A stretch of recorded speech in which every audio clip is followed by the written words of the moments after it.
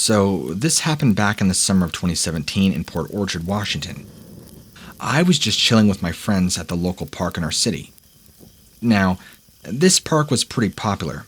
Lots of people go there, but this was seen in Washington, and it was raining, and there was a huge storm, and so nobody was there except for me and my friends. So, it was getting pretty late, and we decided to go to my house. When we got there, nobody was home, and it was really quiet. I didn't really take note of how quiet it was because, well, when we went inside, we were all being really loud. But usually, the house is never that quiet. Anyway, me and my friends sit on the couch and we start playing Xbox. We play it for about 4 hours, and in that time, the storm had gotten progressively worse. But we didn't think much of it. As I said before, this is Washington. But we're about to play a different game on the Xbox when I heard a noise come from somewhere around the house. I didn't think much of it, but then I heard it again. Only this time, much more distinctive sounding. Like a metal chair being drug on a floor. But here's the thing. It came from the basement. That's when I asked my friends if they had heard it. They said no, so I put it off as me imagining things. I mean, I was tired, and that's when I heard it again. But this time, my friends heard it too. So we all paused, waiting for it to happen again, and when it did, it was way louder, way more fierce as it happened. And like a cliche in a horror movie, the power goes out. We all flipped the hell out, and we're about to pull out our phones, shining it around, freaking out. But we couldn't see. I mean, it was pitch black. I then remembered I had a flashlight hiding under my living room table, so I felt my way back to it and grabbed the flashlight. So I'm shining it around, and I realized that one of my friends was gone. So I was asking the others if they had seen him, and so after a couple of minutes of searching for him, we say that, all right, this isn't funny. We're calling his name, we don't hear any trace of him. But there's a very faint noise. And we're upstairs, remind you, at this time, and so we go downstairs, and we yell for him again, still hearing this faint noise. And we hear his voice. That faint sound that we were hearing was his voice. He was responding to our calls, and you'll never guess where we were hearing him from. The basement.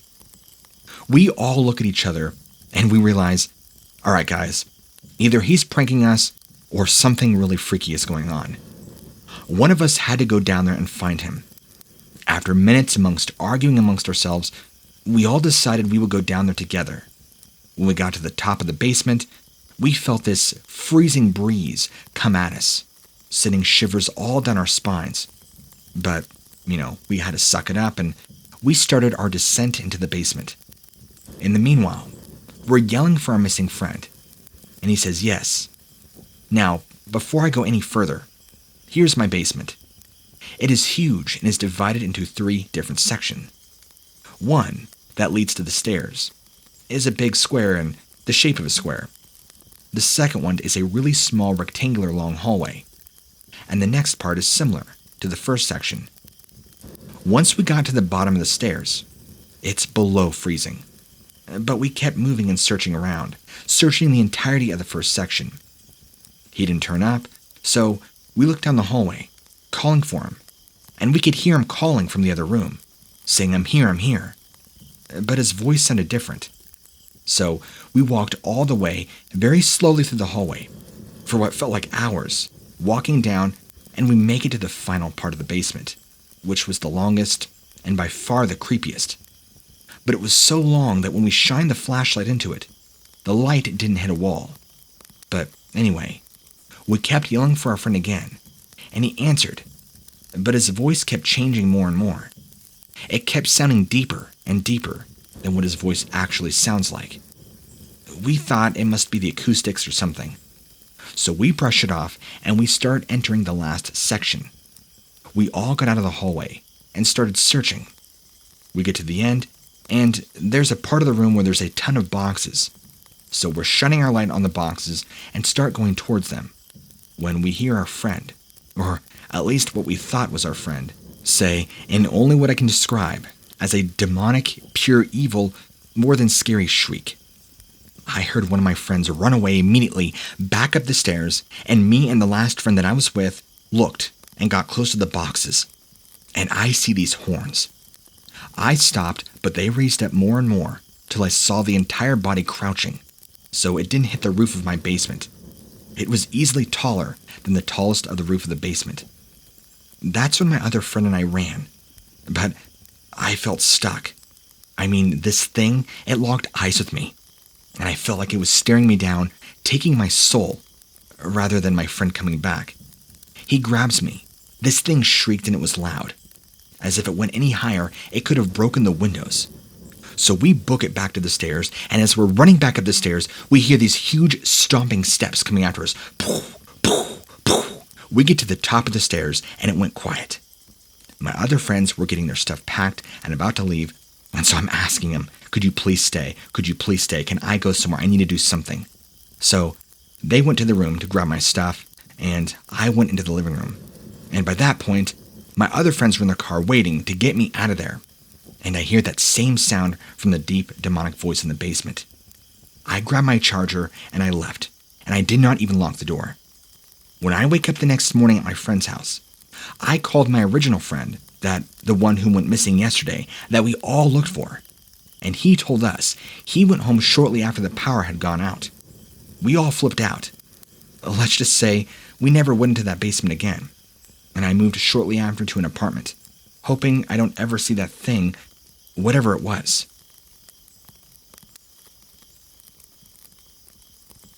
So, this happened to me the day before yesterday. Me and my parents went to our grandma's home in a suburban town in northeastern India, known as Rudeswar. For context, I'm a skeptic and a believer, maybe a hybrid of both. I need to see it well to believe it. Since the weather's being really hot these days, it was no surprise that the house was scorching hot too. Me and my parents were made to sleep in the living room, with me on one bed and my mom and dad on the other, just across the room. Keep in mind that the living room is the first room you enter when you do enter the house through the front door, and the house was also one story on the ground level. There was not enough ceiling fans because some of the fans weren't working due to a short circuit with the interior or electrical line. So, throughout the night, we struggled to sleep as there was only one ceiling fan between beds. Here comes the scary stuff. So, after many struggles to sleep, due to hotness and mosquitoes, I finally fell asleep, and then I wake up at 4 a.m. My parents were awake too. Since it was almost morning, my parents decided to open the front door for ventilation. Windows weren't an option since they were directly open to bushes in the side of the house with a lot of mosquitoes. And keep in mind that my bed can be seen directly from the road through the front door. So, after opening, we sat and waited for the room to cool down. Then, I heard it sounded like a pail. If you don't know, it's a short anklet that Indian women wear. I didn't pay attention to it, as I've heard this sound before when I wake up at midnight. I don't know why I didn't pay attention. Maybe I was falling asleep.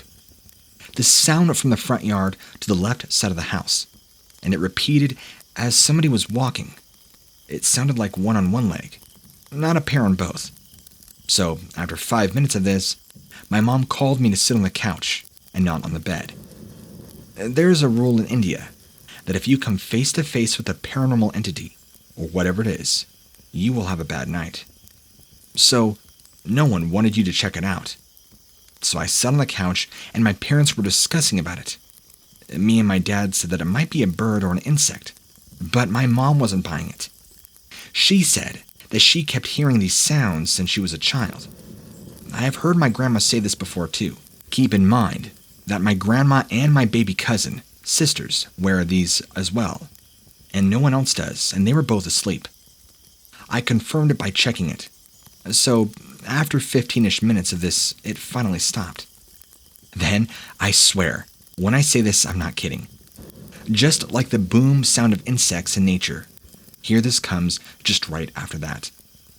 Let me tell you that my grandma and others also pointed it out, that the thing has been doing this for many years, and the route is in front or side to front to back. It's not a regular thing, but it isn't rare. As mentioned earlier, I've heard this sound before, but I've always ignored it. That may be because it's not scary, but after this incident, I definitely have a different perspective. My family members believe it's a deity, or at least a good entity. Well, I believe that too because it wasn't threatening. As per my speculation, I can't explain it. You have to be in my position to understand that in that house, I had a weird thing. A seriously flippin' weird thing happened to us. I don't think it was an insect or a bird or even a snake. They don't just roam around in the same path, and the sound of an anklet is too distinct. I was able to see the front yard even from the road, and my bed clearly as it was almost morning. So there was some light in the sky, and the porch light is on to always distract away the mosquitoes. If somebody did come to the front yard, I would have seen it. So it wasn't a prank. And I can't explain the sudden boom of sounds of nature. I think it was something more. Something dark. It's very rare that I wonder what would have happened had we opened the window.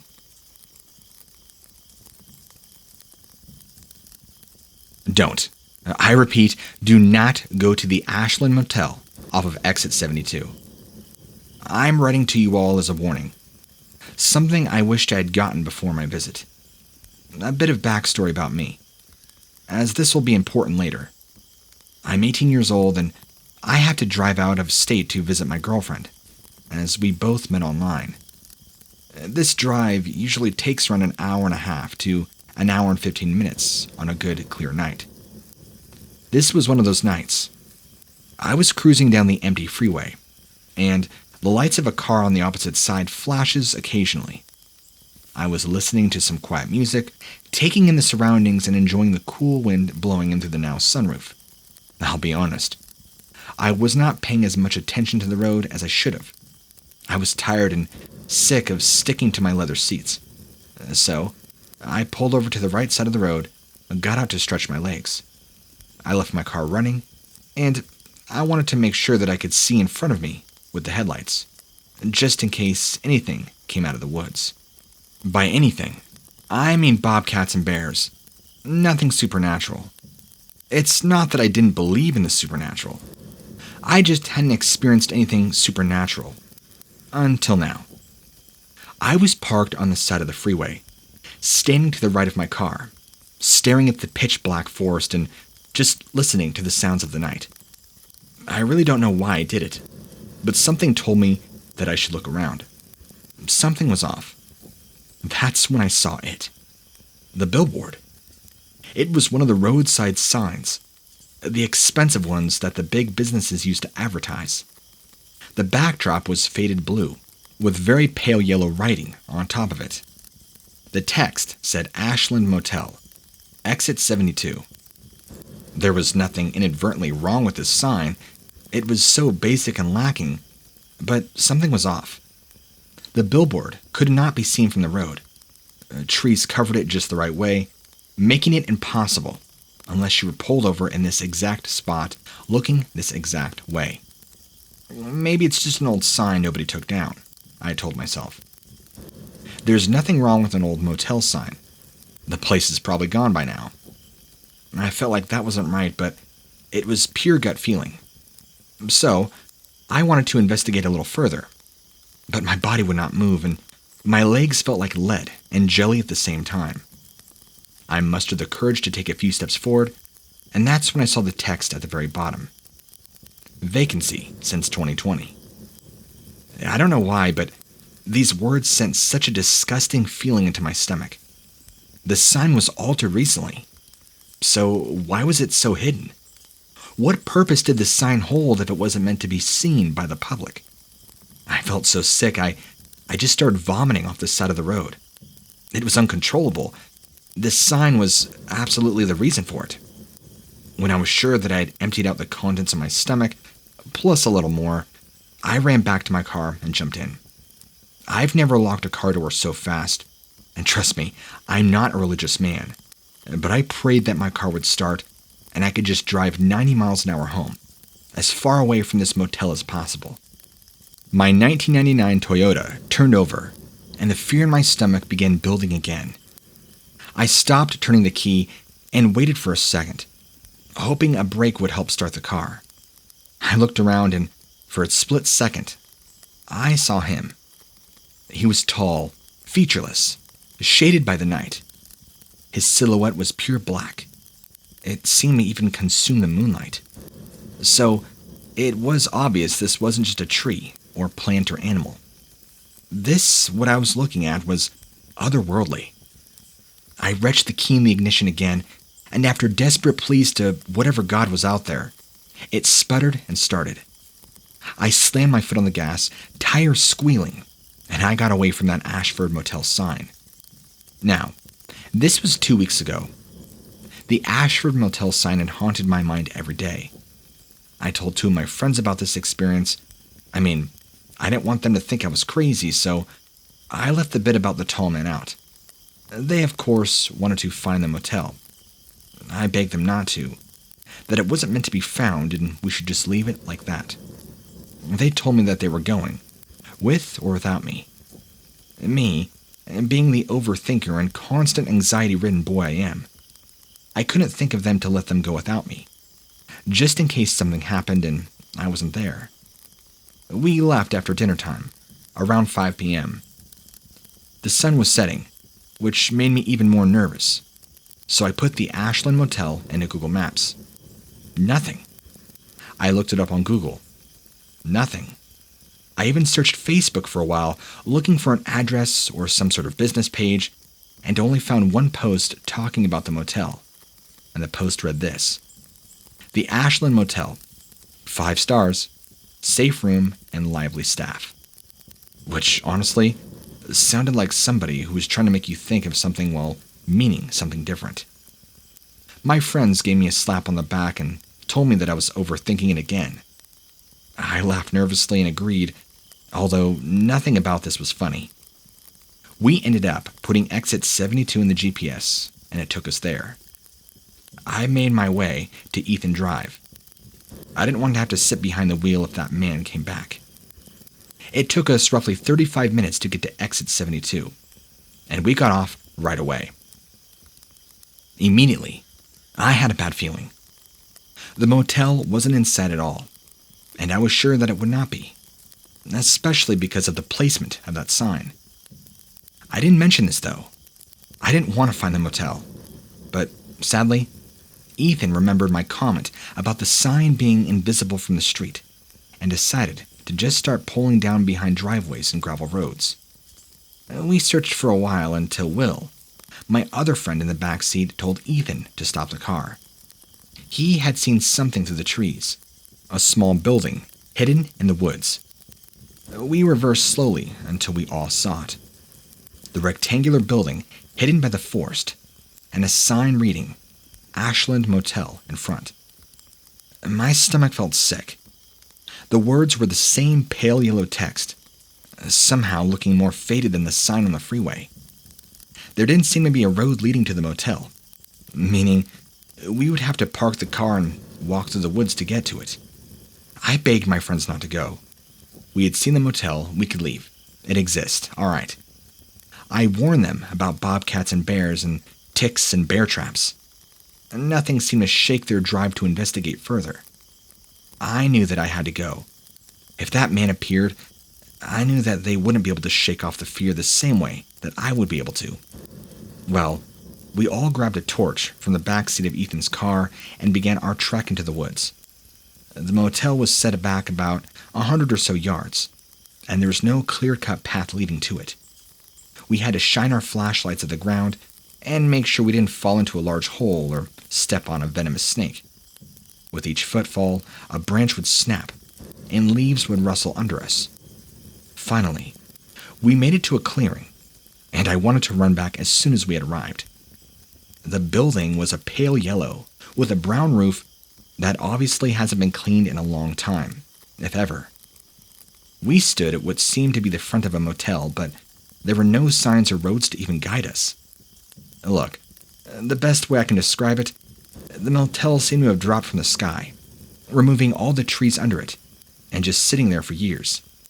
The grass was overgrown, and there were vines growing over the lattice, moss on the doors. There was about 10 rooms total. Each of the doors were separated by a window and a small empty pot. I was heavily analyzing the motel, speculating the reason for its placement, when I had the same feeling I did at the sign. My stomach lurched, and I placed my elbows on my knees. Ethan tapped my shoulder. I didn't move. He tapped me again harder, but he wouldn't say anything. I looked up at him, and the color had drained out of his face.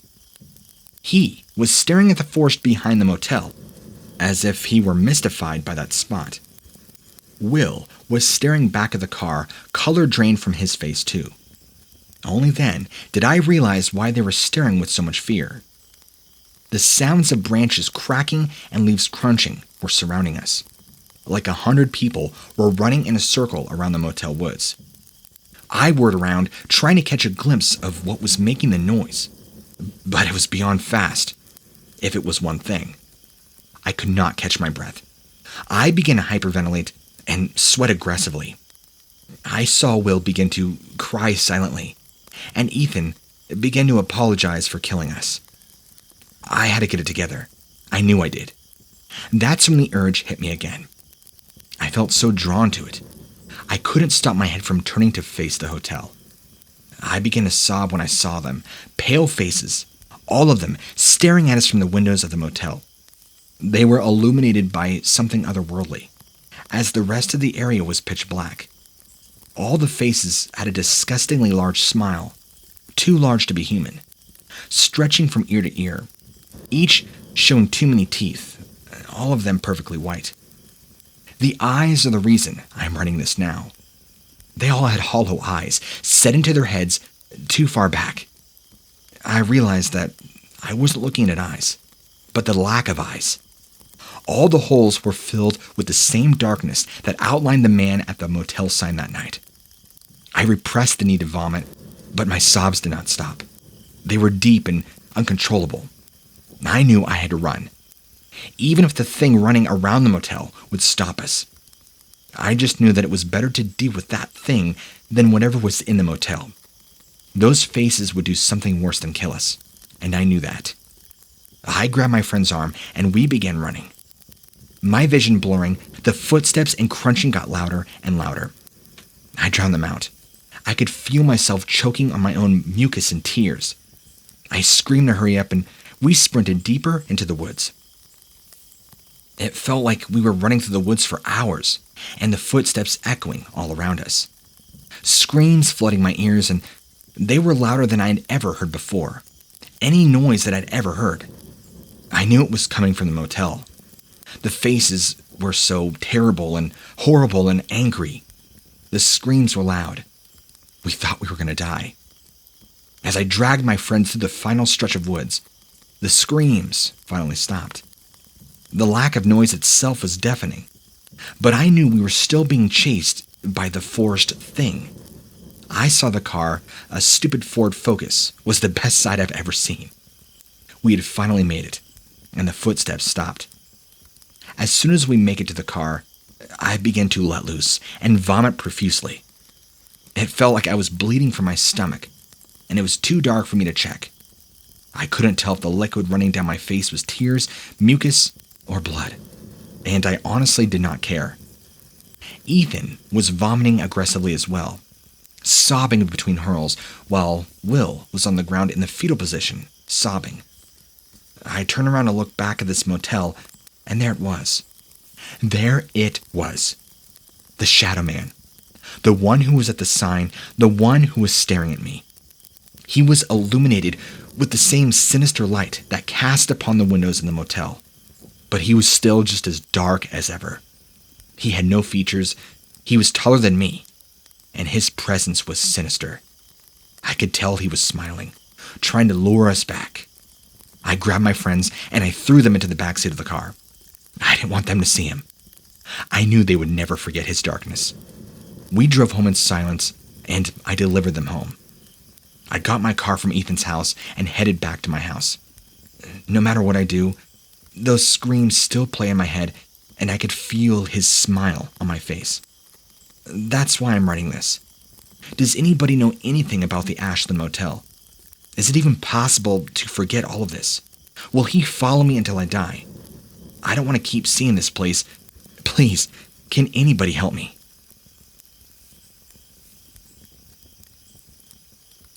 I'm a 16-year-old female, and growing up, I was never short of any paranormal experiences. My mother's side of the family, who is indigenous, said they believed me to be able to feel the spirits of those no longer with us. As a result, I was a very restless baby, and even spent a lot of my time, early childhood, with many imaginary friends, within the different houses and apartments we lived in. I was born and spent most of my life in Southern California. The particular city in California, where I'm from, is known for having pretty high crime rates, and often gets the reputation of ghetto. But way back in the 60s, when my stepdad's parents immigrated here from Mexico, the land was cheap, and they bought the property where they built the family house on. Soon after completing the house, they had my stepdad, aunts, and uncle. One of my aunts was a rather rebellious young adult who grew up in the 80s during America's infamous drug epidemic, which was also around the same time that my city gained its reputation. Put two and two together, and you guessed it, she became a druggie.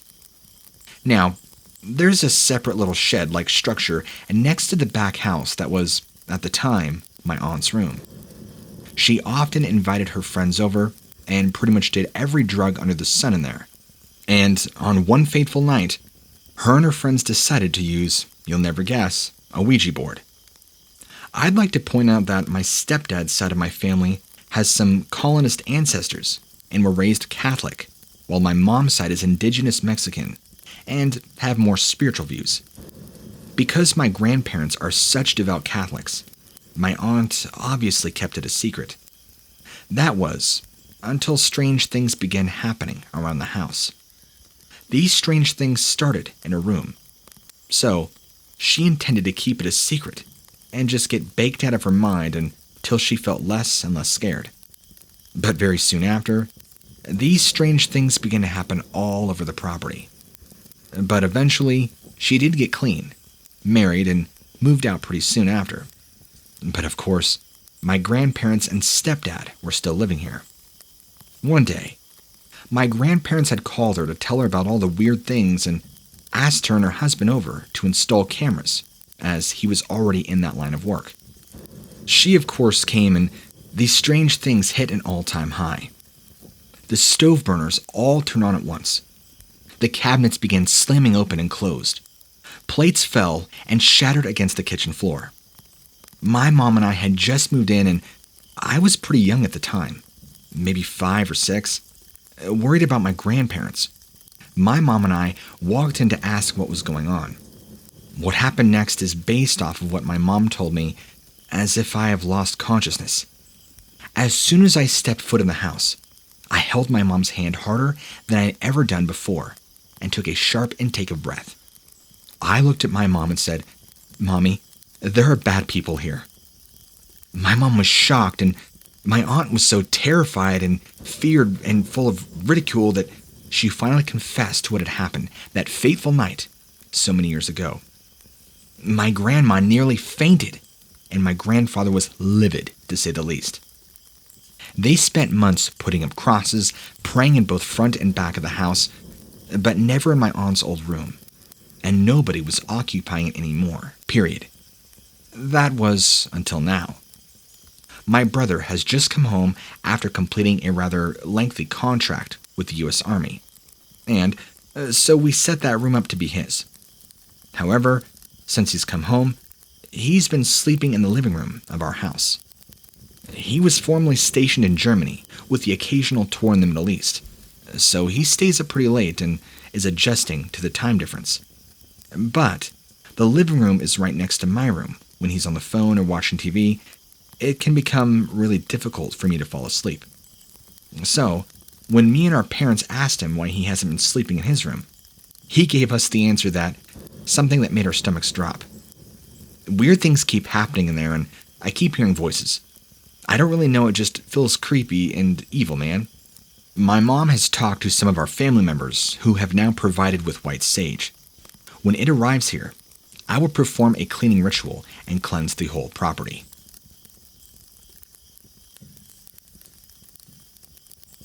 This was around 2013. I just graduated from college and was living with my parents again, in a house where weird things were always happening. It was 3 a.m. and I was working as a freelance video editor, editing a lo-fi, very, very bad music video for a local artist on my desk in my bedroom. My back was to the bed behind me. My dog Dash, who's a pit bull lab mix, was lying next to me on the floor, fast asleep. After hours of watching the music video over and over again, and listening to the same song on repeat for days, I decided to mute the edit as I worked on some effects. My headphones still on, mind you. Then, I heard a click. The lamp next to my bed, which had one of those twist switches across the room, turned off, then on again. Dash sat up, noticing instantly. He was staring directly above the lamp, his eyes fixed on something. But since I had my headphones on, I thought I'd just imagine what had happened. Maybe the delirium of being awake that late and working on the same thing constantly was making my head spin. I turned and continued to work, headphones now off, not thinking of really anything at this point other than getting this stupid music video done. Click, click, click, click. Off, on, twice. Now, my dog was growling. The hair on the back of his neck was standing, and his gaze had not moved since these clicks began. So, out of reaction, I stared in the direction of the lamp, and a chill had run down my spine. The room had become cold, and now I was frozen. I slowly turned and looked at my laptop. Dash was still growling and slowly now getting up. Click, click, click, click, click, click, click. Off, on, off, on, off, on, off, on. Dash began barking, and the light was now flicking on and off repeatedly. So I picked him up, ran out to my sister's room, and just said I'm done, and slept on the floor. The next day, I packed my stuff to the spare room, never sleeping in that room again.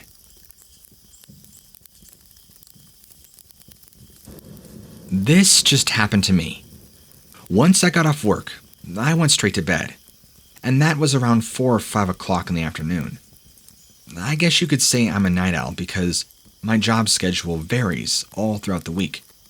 Either I'm working at night or I'm working in the morning. This day, I had to work in the morning, so I stayed up that night earlier. I woke up around 9 p.m. I got to talk to the family, watch some TV, then began getting really tired again. This was around 1 a.m., and I decided to go back to bed. I actually felt the weight of sleeping this time, and once I got my bed ready, I put YouTube on for a little background noise and just started to drift off to sleep. Then, all of a sudden, everything was quiet. I dreamed about waking up in a building I've dreamt about before, but not for a long time. I was laying on a sleeping bag in a decrepit room with no furniture. I wasn't scared, but confused. The door leading outside suddenly swings open, with somebody walking in, then slamming it shut. Then, I was automatically pushed out of the dream as if I was jolted awake. So I'm laying there, thinking maybe I was just experiencing sleep apnea or something and tried to get up, but I couldn't. I couldn't move my arms, my legs.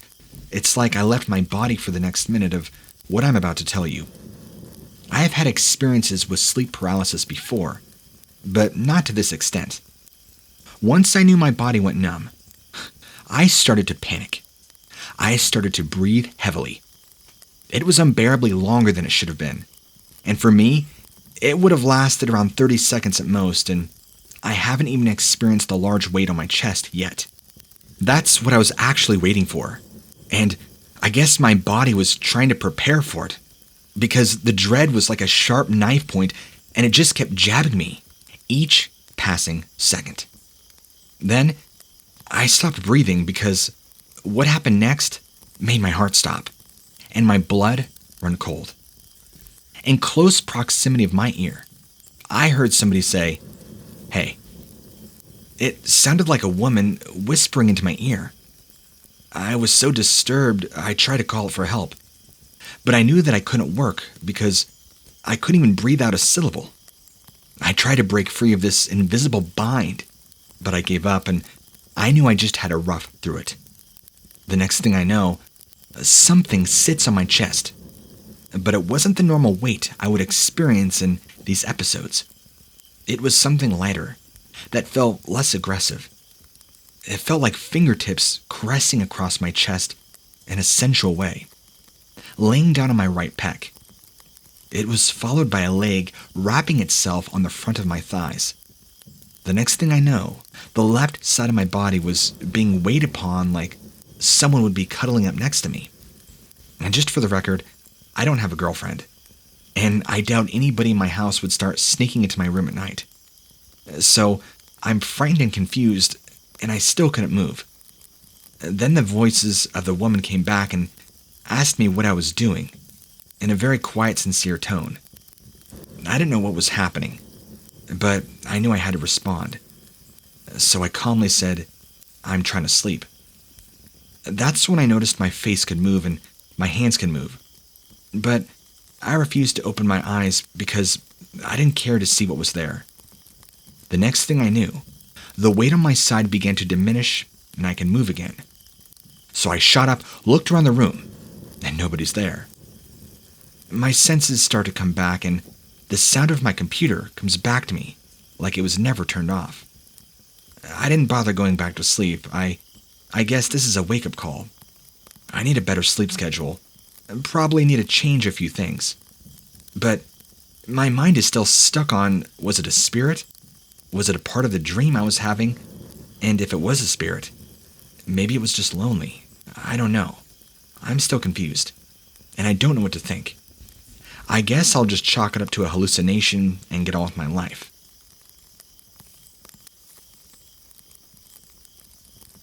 So, some exposition. This story takes place in northern Illinois, back in 2007-ish. I was about 16 at the time, and we had moved into a developing neighborhood that was up and coming. The land of the neighborhood was hilly, covered in woods, and led down to a small lake. Down by the lake, there were some houses that had been there for years and were separated from the company that built our place. The neighborhood was exactly what my family was looking for. The lots were sizable and not too close to each other, and most still harbored quite a bit of woods, perfect for maintaining some privacy and getting in touch with nature, all without being too removed from society. At least, that's how it was in our small cul-de-sac. At the time of this story, there was our home and 2 other houses on our road, one of those being the model home for the development company. Our cul-de-sac had emptied out into the main vein of the neighborhood, which was a steep, forested road without any street lamps, save for the one at the end of our street. It was a really neat road that led all the way down to the lake, and my family actually hiked it often. It made for a beautiful walk, despite its hills. We had been living there for about a year or 2. The details are fuzzy. When I had a weird, maybe mundane, or maybe paranormal encounter. Some further information. Sorry, we had 2 dogs, a boisterous, reckless, independent rat terrier named Belle, and a sheepish, shy, but very nosy Shetland sheepdog named Zuri. They were amazing dogs that I'd brought so much love and joy into our lives, but also some occasional stress. Zuri, the Sheltie, was a nervous dog and barked at her own shadow. She was very sweet and would not hurt a fly, but would certainly alert everybody about its existence. This habit of overreacting went terribly with Belle's tendency to find trouble. See, she was the most well-trained dog in the world. She was feisty, despite her size, and didn't back down from well, anything. She had a habit of concerning our previous neighbor's Great Dane if given the chance. And, although she never outright attacked anything, she was always acting brash and aggressive when it came to other dogs and wildlife. Even when people came into or near the house, she always had something to say, usually via loud barking. We didn't have a fence yet, therefore, letting the dogs out at night was something unnerving. Raccoons were something we saw occasionally, being in the middle of the woods. The thought of Belle tearing into a raccoon, completely ignoring my pleas for her to stop, was all too real. If she picked a fight with the wrong animal, it could really end badly. That fear was always in the back of my mind when letting her out. In all reality, I should have always leashed her, but she had a habit of not wanting to go when on the leash, and a majority of the time, nothing happened anyway, so I didn't.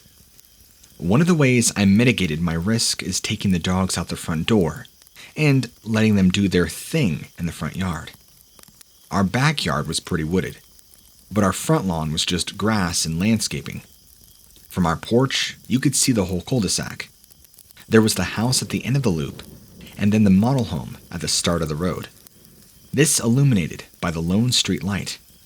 There were still woods in the lots across from us that Belle could zoom off into, though, which unfortunately, one night she did. She had her nose to the ground one moment, looking to do her business. Then the next, she was at full attention, glaring into the darkness, beyond before peeling off. Zuri, ever jumpy and always ready to bark at the smallest disturbance, made a commotion as I raced after Belle. I was frantically yelling, crying and begging for her to come back. I was ready to dive into the brush to rescue her, but instead saw her stomping along the tree line, hackles up, boastfully smelling for something. Whatever she had charged after had taken off. I scooped her up, scolded her, carrying her back home. I had been seriously shaken up after the entire ordeal because I hadn't seen her take off like that in a while. It was the following night. I was watching her like a warden. I was standing right next to her in the front yard, monitoring her for any body language that threatened that she was about to take off. Luckily, she usually was pretty obvious when she was about to charge. Both dogs sniffing around, taking their time, when I lifted my gaze to look around the night. It was early autumn, and the sound of wind rustling the trees was all around. Other than that, it was calm and quiet. I was studying the tree line along our cul-de-sac when my eyes finally found the model home, and thus the street lamp. That's when I saw it. My heart bludgeoned against my chest in a sudden jolt of terror, and I wrestled with disbelief, unable to process what I was seeing.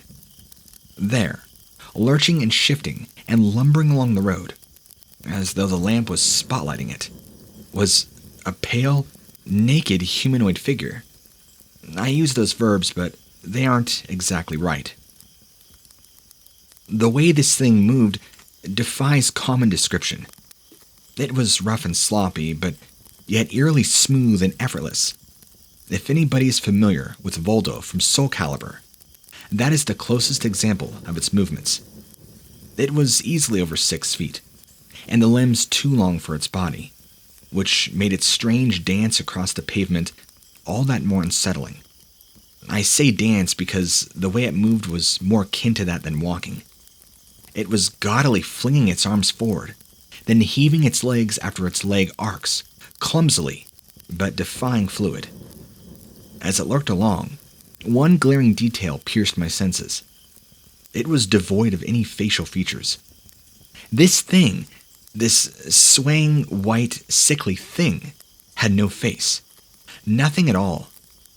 I continued to gawk in horror as the figure carried steadily along its route, passing right by our cul-de-sac and down the wooded, steep blackness of the main road that laid ahead. It never once seemed aware of me, but I was blaringly aware of it. And then, all too fast and violently, I remembered the little, argumentative, confrontational dog at my feet and her very nosy sister. I dove for Belle and swept her up. overcome with terror as my nerves were electrified. I bounded to the porch and opening the door to drop her off inside, shutting it in a snap. All I could think of was Zuri spotting whatever that was and barking, earning its attention. So I ran to Sheltie, and by some miracle, she was none the wiser to the visitor, just my alarmed state. I too picked her up and fled inside. My room was upstairs with a similar vantage of the cul-de-sac, and I sprang up the steps, daring to get one last glimpse of this naked, faceless creature.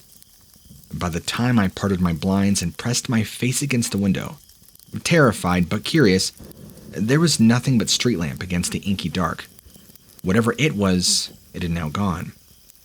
I always let the dogs out in the backyard after that. Here's some theories. A possibility is that it was some streaker getting their kicks in. But there are a few problems with that explanation. First, this thing was white. Sure, possibly within flesh-toned white, but it would be very sickly pale if that were the case. Secondly, although the texture of the creature seemed flesh-like, it was too rubbery, almost shiny. I suppose they could have oiled themselves up, but it still seemed a bit too off to just be skin. The largest hole in this theory was the lack of genitals. I distinctly remember there being nothing in the groin area, and considering the whole point of streaking is showing off. That, and its lack of face. Streakers can't just take off their facial features like an article of clothing. This leads to my strongest theory.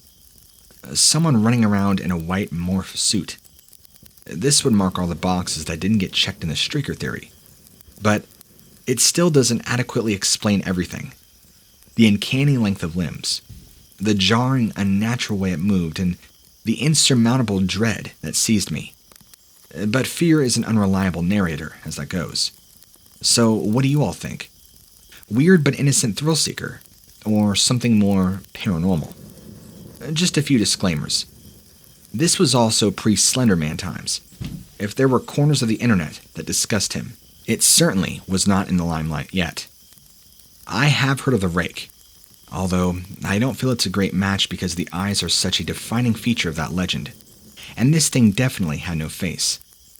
I don't think I remember any claws, other than from the blend of memories from comparing the thing to Voldo.